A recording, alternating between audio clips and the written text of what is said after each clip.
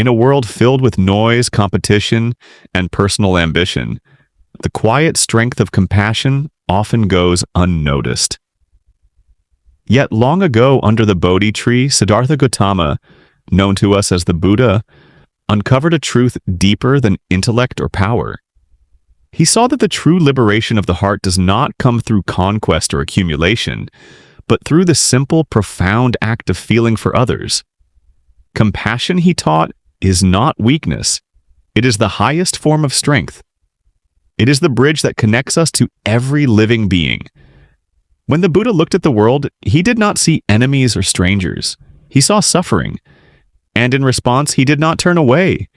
He opened his heart. From the sick to the angry, the greedy to the lost, he saw all of them with eyes of deep understanding. Imagine standing in the presence of someone who sees your pain not as a flaw, but as something worthy of care. That is compassion. It does not fix with force or rescue with pride. It simply stands beside you and says, "I see you. I feel with you. I am here." In one of the Buddha's most well-known stories, he encountered a woman named Kisa Gotami, whose child had died.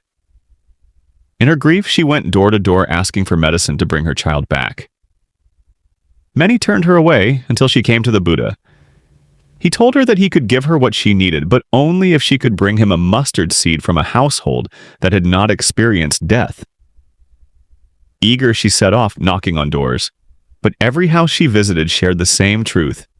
Death had touched them too. Slowly her eyes opened, not just to her own pain, but to the pain of all beings. Through this awakening, her grief softened into understanding, and she found peace not through escape, but through compassion. The Buddha knew that compassion is born not in comfort, but in awareness. When we open ourselves to the suffering of others, we break down the walls of separation. The self, so often obsessed with its own survival and success, begins to dissolve. What remains is a heart that sees clearly, a heart that knows we are not different from one another in our longing to be safe, to be loved, to be free. True compassion does not come with superiority. It comes with humility. It sees the beggar on the street, the child crying in the night, the angry man lashing out, not as burdens, but as mirrors. What we reject in them often reflects something unresolved in ourselves. To feel another's pain is to say, "I am not separate from you. Your suffering touches me because at my core, I am you." In today's world, compassion is sometimes mistaken for passivity. But Buddha's compassion was never passive, it was active. It was courageous. When he saw injustice or suffering, he did not look away. He responded, not with anger, but with presence, not with blame, but with wisdom. He taught that we cannot control the actions of others, but we can control how we meet them. When faced with cruelty, we do not have to mirror it. We can meet it with compassion, not to excuse it, but to transform it. A heart that responds with compassion breaks the cycle of hatred and violence. It plants seeds of peace in places where only pain once grew. The practice of compassion begins close to home. It starts with how we treat the people around us, the ones we like, and more importantly, the ones we don't. It is easy to feel kind when others are kind to us, but real compassion arises when we face someone difficult and still choose to respond with patience.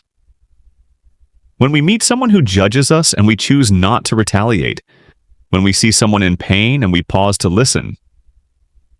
Each of these small acts becomes a revolution. The Buddha reminded us that the path is not about grand gestures. It is about simple, consistent acts of care.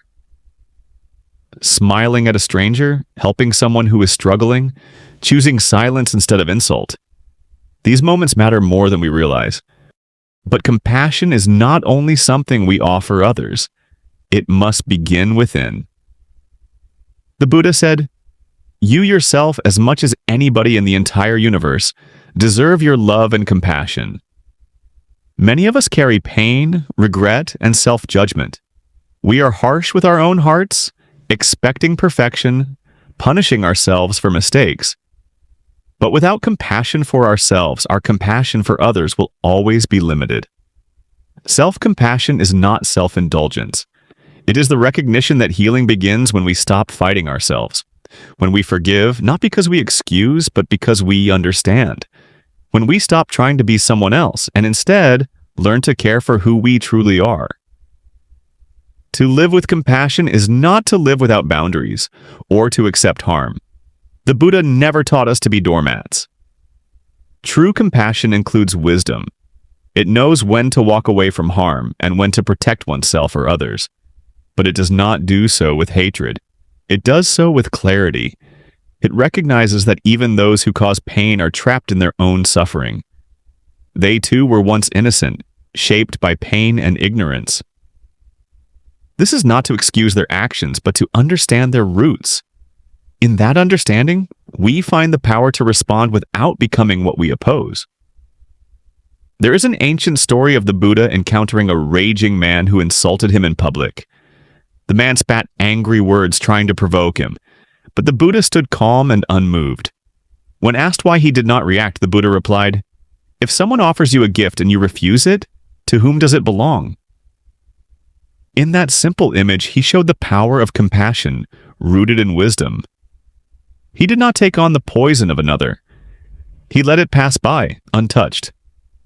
This is the power we all carry. We may not control the world, but we can control how we receive it. In times of war, loss, or injustice, it may feel impossible to be compassionate. But that is when it is needed most. The Buddha understood that hatred never ends through hatred. It only ends through love. This is not idealism. It is the deepest realism. Hatred feeds on itself. Love interrupts the cycle.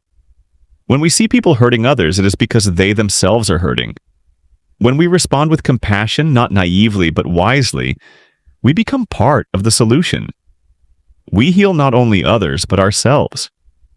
The path of compassion is not always easy, but it is always worth walking.